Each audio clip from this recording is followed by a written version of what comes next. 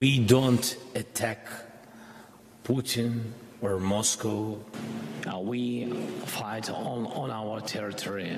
We are defending our villages and cities. We don't have, enough weapon for this.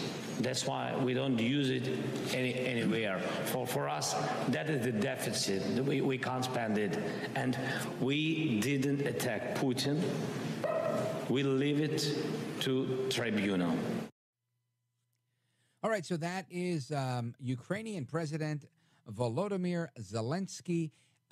Undoubtedly, he was wearing either a T-shirt or a crew neck sweatshirt, which has been his official uniform throughout this conflict. And he says, we did not attack Putin. We did not. Then KJP, the White House press secretary, she agrees and chimes in saying, no, we did not do it. They did not do it. We don't think they did it. They said they didn't do it. So all things seem to be pointing to Putin did it to himself. I mean, am I wrong? I don't know. I'm going to go to somebody who knows a lot more about this than I do. General John Teichert, retired United States Air Force general and retired Assistant Deputy Undersecretary of the Air Force for International Affairs. He's also the founder and president of Capital Leadership. General Teichert, welcome, sir. Rich, it's great to be on. Thanks for having me. You bet. Thanks. So I want to pick your brain on this stuff because, again, I'm a little bit skeptical of Putin. I don't typically believe him, but then again, it's not like I believe Zelensky either. But it seems to me that this might be one of those things that Russia does to try to create a narrative. What say you? So I agree with you. One, always be skeptical of Putin. And I believe President Zelensky when he said that it wasn't Ukraine. And I believe that for three primary reasons. Number one, I think Zelensky knows that such a bold move would invite severe reprisal from Russia. And it's already been a bloody week in Ukraine, and Putin doesn't need additional validation to attack in a ruthless way. But this would just invite something above and beyond what Zelensky and Ukraine could handle. So that's number one. Number two, I think that Zelensky is right, that this distracts Ukraine from doing what they need, which is focusing on their preparation for a counteroffensive that could start any day now. And they need to use their assets to attack supply lines and logistics depots and troop concentrations, not something like this that would be for show. And then number three, that they wouldn't have done something like this from Ukraine if they knew that Putin wasn't there. And by all intel accounts, it was obvious that he wasn't at the Kremlin. So I think this would have been a waste of assets in an attack against Putin when he wasn't there. And so I think all roads lead back to Putin himself. And whether that's to provide a pretext for further terrorist attacks, like he has been persecuting against Ukraine for the last 14 months, whether it's to stir up patriotic sentiment ahead of the celebrations commemorating the end of World War II, or maybe as a rationale to scale back the public participation in those parades, because he's worried that there may be some public dissent or protests that would come about in the middle of those celebrations that would make him look really bad based on a dissatisfied Russian populace. Yep, all great top line bullet points, and I want to go through each of them a little bit more in depth. And the first one is the one that kind of strikes out to me. I tend to think, right, my dad was a real man's man, old school Puerto Rican guy, would fight just for the sake of fighting.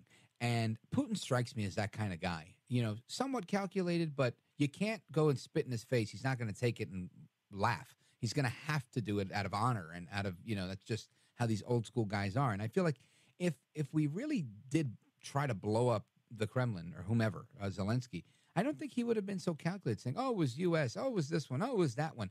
I think he would have been mounting his response and being a lot more forceful. And he doesn't seem that way in the video clips that I've seen.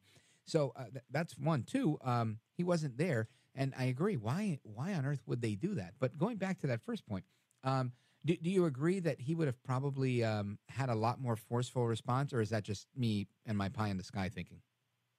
No, Rich, I think you're spot on. I think he would have been enraged, number one, at the audacity of Zelensky and the Ukrainians to do such a thing. And number two, he would have been enraged that their defenses were so feckless that it allowed in a fairly low-tech drone into the Kremlin. So I think if this was anything but show, he would have lashed out quickly based on the rage and the violation of his integrity or his power that would have come from such an attack. Yeah. Okay, good. So I think my instincts were good there. Now, moving on to your second point, because I think that one was um, also interesting in that he wasn't there.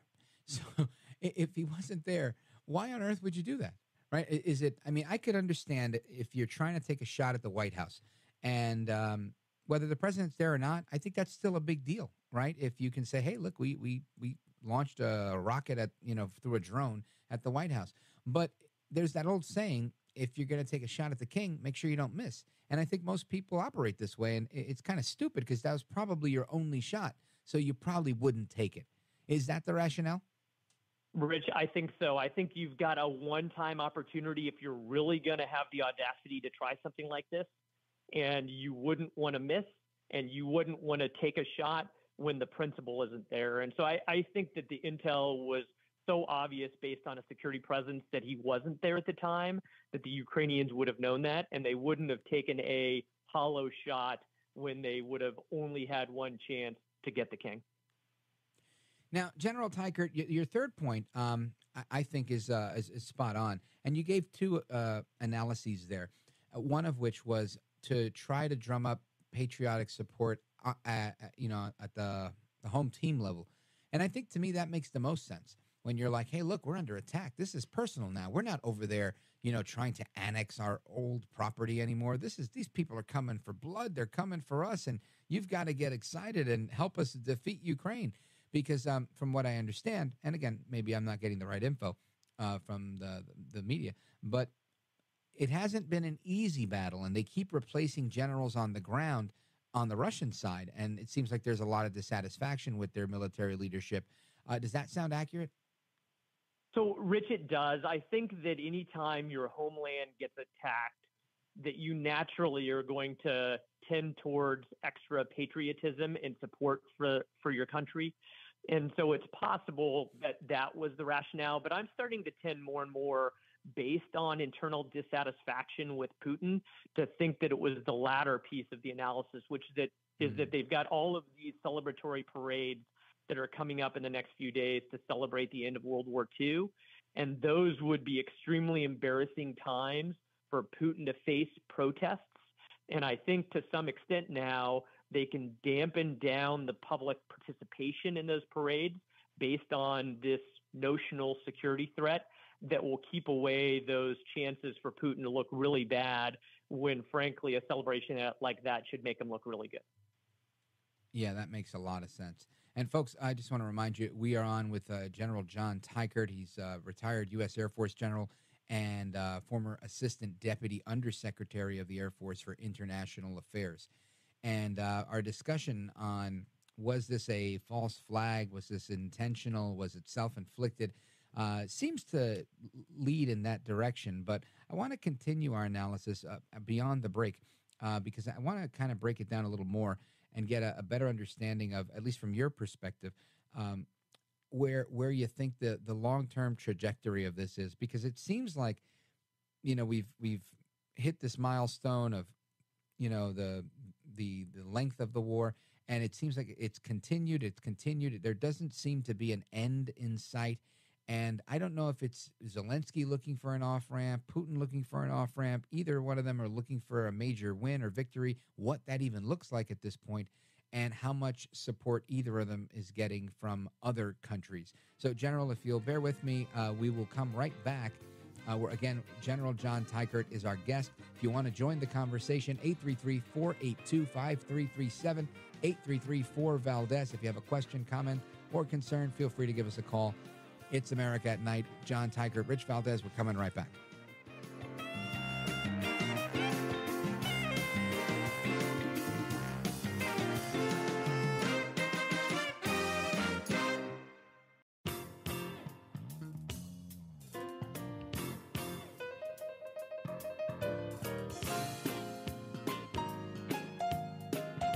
America at Night with Rich Valdes. Just since December, we estimate that Russia has suffered more than 100,000 casualties, including over 20,000 killed in action. It's 3 times the number of killed in action that the United States faced on the Guadalcanal campaign in World War II, and that was over the course of 5 months as well. So it's really stunning, these numbers. All right, that's NSA spokesperson Admiral John Kirby saying that the U.S. believes Russians in Ukraine have suffered 100,000 casualties over the last 5 months. Meanwhile, you've got Russia saying that they believe it was the U.S. now, not Zelensky. I guess they believe Zelensky too. It is the U.S. that is responsible for this alleged drone attack, or what they're calling an assassination attempt on Putin when he wasn't even home. I don't even know where to start with this one.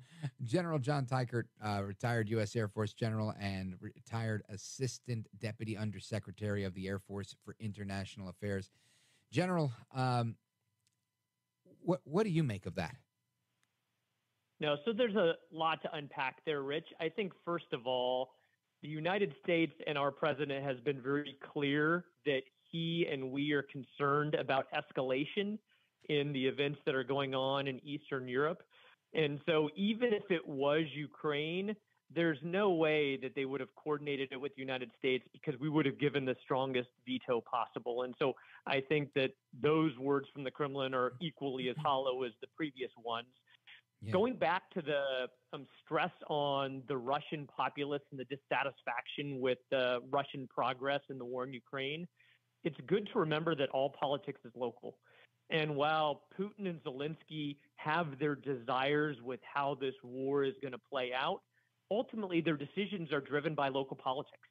And how dissatisfied or how adamant a population is to make a change in the direction of a strategy is going to ultimately play into the leader's decision. And I think that the stress point really is on Putin more than it is on Zelensky. Zelensky is fighting for his homeland. Russia is not. But Russia seems to be facing the greatest number of casualties and the greatest stress on their system. And while Putin has a tight hold on the information space in Russia, there's clear dissatisfaction. And one of the trigger points in a change in direction in the war would be if that dissatisfaction within Russia reaches the point where Putin decides it's in his best interest to walk away. Yeah, well, that makes a lot of sense. And do you think we reach such a point where Putin says, yeah, you know what, it's time for me to walk away? I don't think he's there yet. And I know the world is waiting for this Ukrainian counteroffensive that we thought would take place maybe a few weeks ago and still hasn't, because Ukraine has been biding its time and building up the resources that it has from military offerings from Europe and from the United States. And I think the world, and especially the Western powers, are waiting to see how effective Ukraine can be in using these $1 billion worth of fairly high-tech equipment. And if they are successful, then clearly that encourages the West to keep supporting them. And it may be the point where Putin realizes that there might be a point where he cuts his losses and tries to make a deal. All right, that your lips to God's ears. I hope that's the case, because this stuff is costing us a fortune. I don't think we've ever had a war that wasn't our own war that we've spent so much money on. I think we're at $200 billion, and I don't know how much more of that we can afford. So I think you're so right. Rich, just a quick point. Just a quick point on that. At least the numbers I'm tracking is that the United States has spent $80 billion in Ukraine. $50 billion of that is defense. But the thing that I really want to stress is that you are right. This is not our war. This is Ukraine's war. But that's far preferable to American men and women dying on a battlefield in Eastern Europe. And so while $50 billion of military equipment is a lot, it's still a small portion of our GDP and our overall military spending. And I think there's some major strategic benefits to stopping Russia in Ukraine and sending the signal to China that we are resolute in our defense of freedom and our stand against aggression that makes that money, as expensive as it may be, worth it. I'm with you there. I'm honestly with you there, and I hope that's the case, and I want to believe that's what Biden's doing. I don't always feel like that's honestly the case, but now that you mention that, because I know that there's a lot of support, or at least it seems like there's a good amount of support for the Russians from the Chinese. What's the state of that relationship from your assessment? So clearly, there's all of the public posturing of friends with no limits. But I think China has been embarrassed by the Russian aggression and then aggression that hasn't been backed up with performance on the battlefield. And one of the things that I think the Biden administration has done well throughout this conflict is publicize in the right way intel in the right fashion that helps shape the narrative, but also helps shape what the world is doing with respect to what's going on in Eastern Europe. And I think the Biden administration's publicizing of some of the possible weapons support from China to Russia has deterred China from carrying through on some of that support to Russia.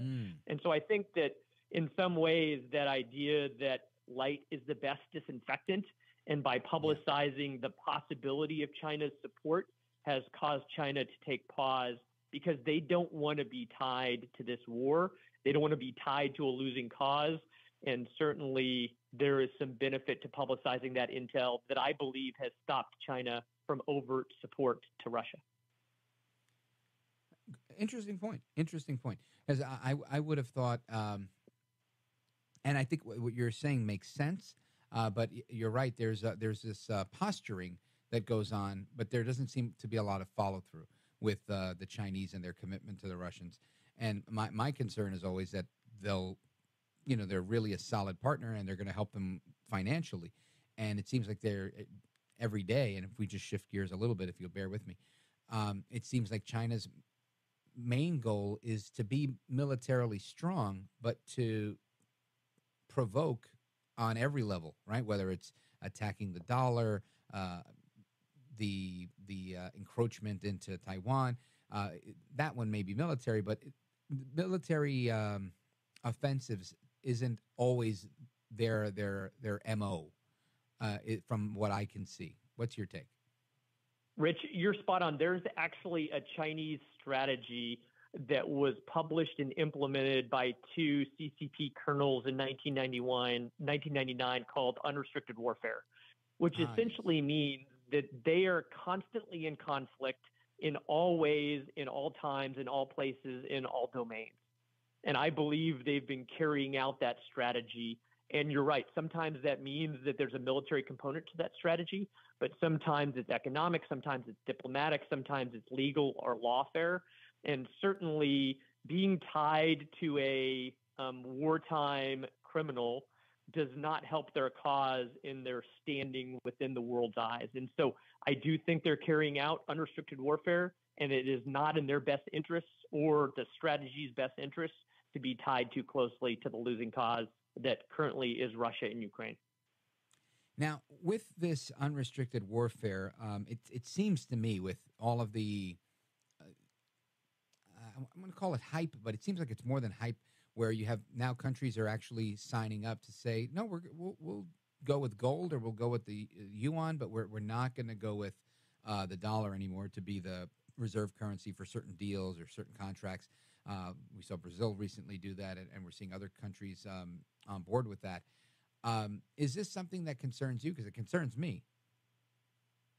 So, Rich, I think there is a small block of countries that are hedging their bets for a potential future in which China is the dominant world power. But the thing about any of those relationships, as opposed to the United States relationships, is that they are extremely shallow and transactional. And whether it's Brazil or South Africa or India or some other countries that are out there, I think countries act in their own best interests. And I think they not only have a prevailing strategy, but a hedging strategy. But one of the unique American advantages is that we've got this broad and trusting network of allies and partners that we've developed over the long term. And as opposed to that, China's are extremely transactional and shallow. And so while countries may be doing some things to maneuver in their own best interest, depending on a future that they foresee, I don't believe that there's any major threat to a large group of countries creating a strong, trusting alliance with a country that has demonstrated aggression more and more acutely in the last several years, like China. Well put. Well put. I appreciate the analysis. Folks, our guest is General John Teichert, retired U.S. Air Force General and retired Assistant Deputy Undersecretary of the Air Force for International Affairs. He's also the founder and president of Capital Leadership. And when we come back, I want to learn a little bit more about Capital Leadership and the work that you're doing there. So stick with us. And again, your calls, 833-4-VALDES. This is America at Night with Rich Valdes. All right, America, welcome back. Our guest, General John Teichert, retired U.S. Air Force General and retired Assistant Deputy Undersecretary of the Air Force for International Affairs. And he's also the founder and president of Capital Leadership. General, tell us about the organization. Rich, thanks for asking. I appreciate it. Its mission is to develop the leaders that our nation needs. And as a result, I'm doing a lot of leadership development. I'm doing some keynote speaking. I'm doing some consulting. I'm writing a book. And really the first initiative of Capital Leadership was a commitment I made to staffers on Capitol Hill to do monthly free nonpartisan leadership development. These are young Americans that serve our country with an oversized impact. They work really hard on the Hill and no one is investing in them. And so I started that initiative back in October, and I'm enjoying the opportunity to really make an impact on our country across the aisle by helping develop these young people into the leaders that our nation needs.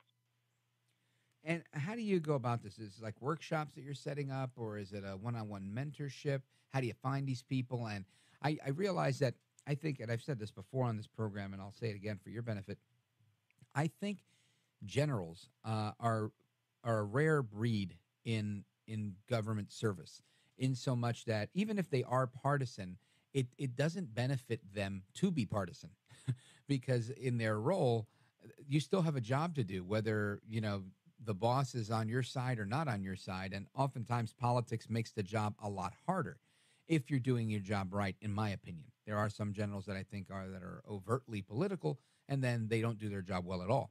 I would point to General Milley.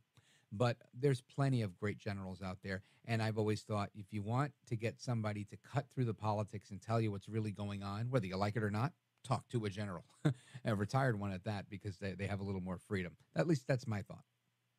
No, so Rich, we appreciate that confidence in us. Our role in the military is to support and defend the Constitution of the United States. And if we constantly keep that in mind, then it allows us to avoid the ups and downs of politics, because those principles of that amazing document are what is important at the end of the day. And so what I'm doing on Capitol Hill is that I'm having larger workshops for these staffers.